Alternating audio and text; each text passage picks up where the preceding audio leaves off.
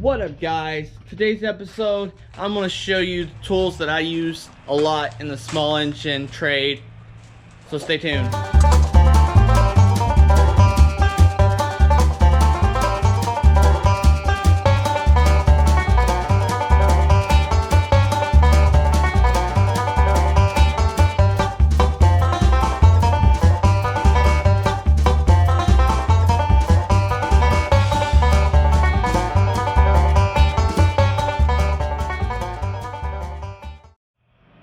So we're gonna start over here in this in the everyday cart here. It's just a one drawer cart, nothing fancy.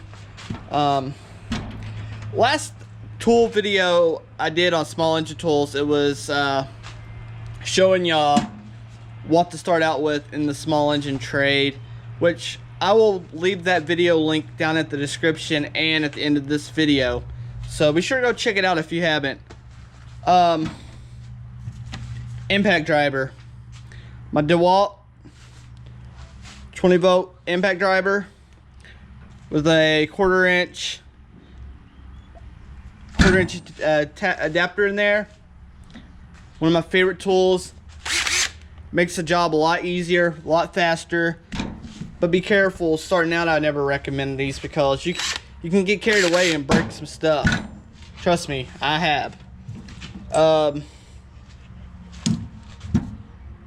I've seen in other videos mine, spark testers.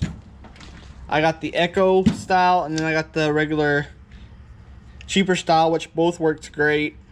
Pin light, man, this is actually a new one I haven't showed in other videos. Well, I have showed in other videos, but I didn't show in tools getting started out. This is a, can't even see the name of it, pin light from Harbor Freight. I'll post the link down. It was like $15. It's rechargeable. You just, after it dies, you just, hold on, kind of hook it up, charge it. Great for looking down in gas tanks, looking down in small areas. I mean, there's better pin lights, but for 15 bucks and it's rechargeable, you can't beat that. Impact, the Impact star bits. These are the Pittsburgh ones. These work great. I broke a lot of them taking off exhaust on 2-strokes and stuff. So these actually work great, and I haven't broke one yet. For the money, I would recommend these. Some side cutters or dikes or whatever you want to call them. I use these every day, cutting fuel line, wires.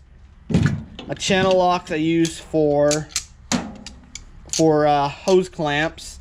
I know some people don't like them for hose clamps. I use them for hose clamps. These right here, these are great. These are pinch off pliers. So you got a fuel line, you need to pinch off. They don't have a shut off. This is the way to go. Keeps you from getting covered in too much gas.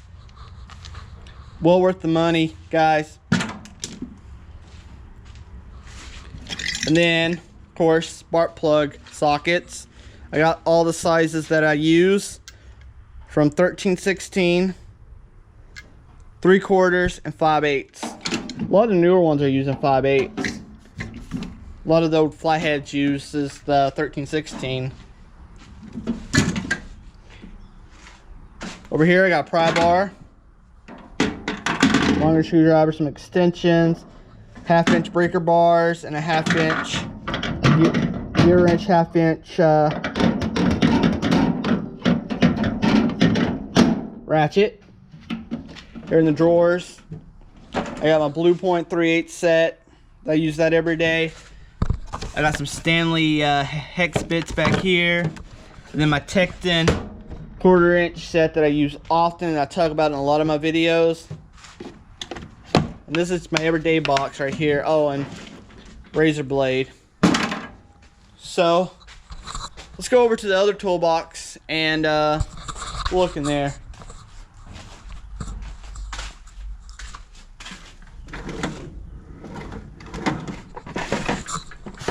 So I got my compression tester. I use that quite a bit.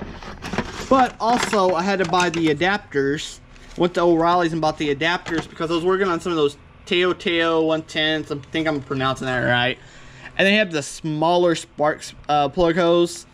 So it's well worth if you're going to work on that Chinese junk to go and pick up some of these.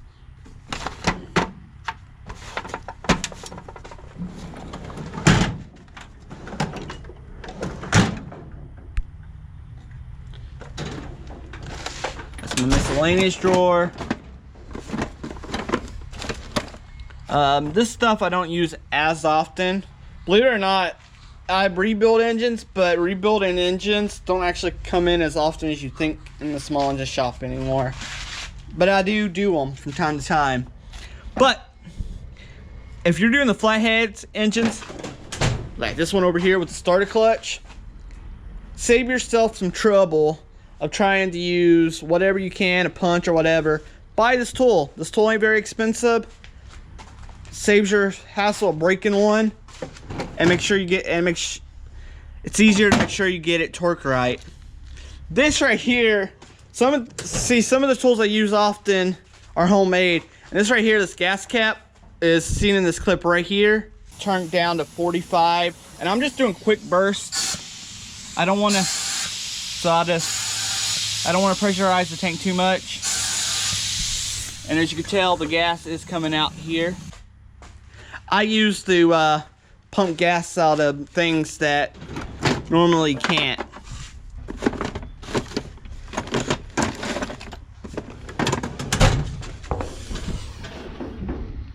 All right.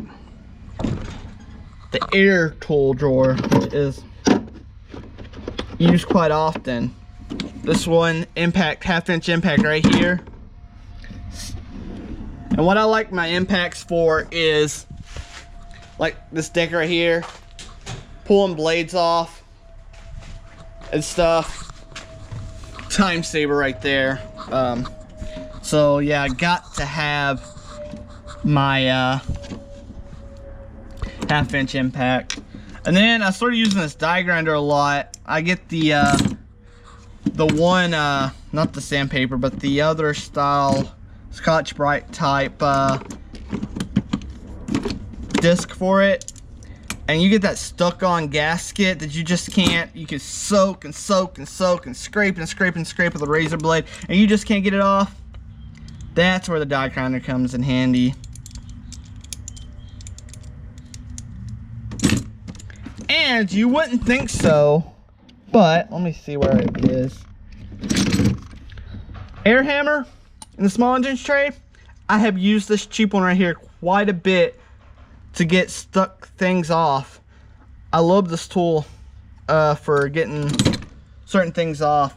They actually make a pickle fork attachment, which would be handy.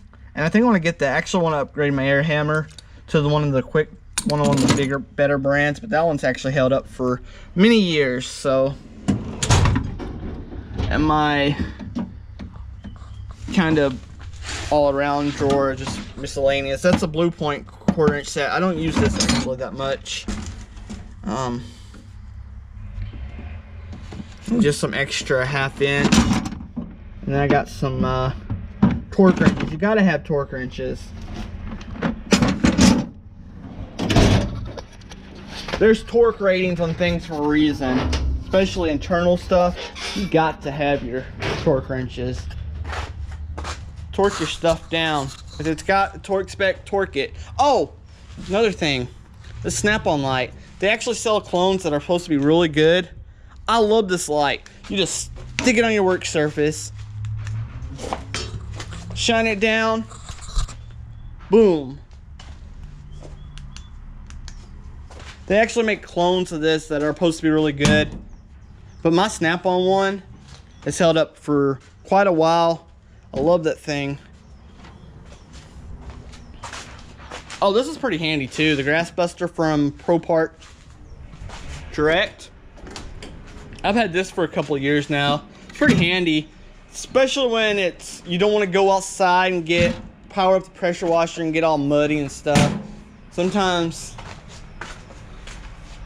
there's some days I just don't want to get wet out there taking grass off the deck.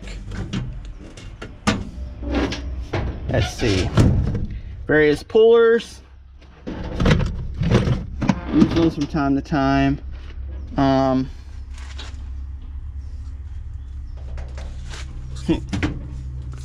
You know, it's funny, guys, but let's face it, shop hammer gets used quite a bit. That and the rubber mallet. I actually use the rubber mallet quite a bit. I actually buy these cheap at Harbor Freight and just replace them every now and then. They wear out. Oh, gotta have a blowgun, an air compressor.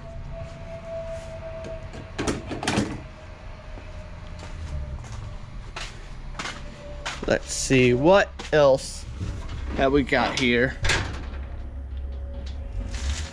I actually don't use the drill as much because if I can, I'll fit most things in a drill press, and that works out great for me. Angle